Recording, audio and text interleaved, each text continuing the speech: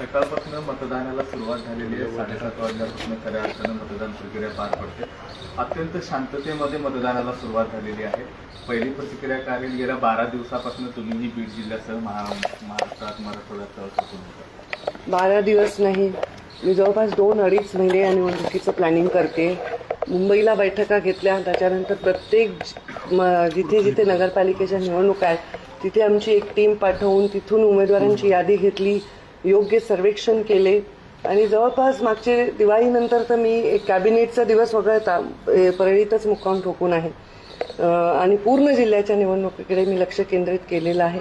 कार्यकर्त्यांची निवडणूक आहे. जे कार्यकर्ते आपल्यासाठी खूप राबतात, खरं तर त्यातले काहीच निवडता येतात, पण त्यांच्या साठी मनोबल वाढवण्यासाठी सर्व शक्तीनिशी मी इथे उपस्थित होते आणि मला पूर्ण विश्वास आहे की जनता आम्हाला साथ देईल आणि मोठ्या शक्तीने आमचा विजय होईल.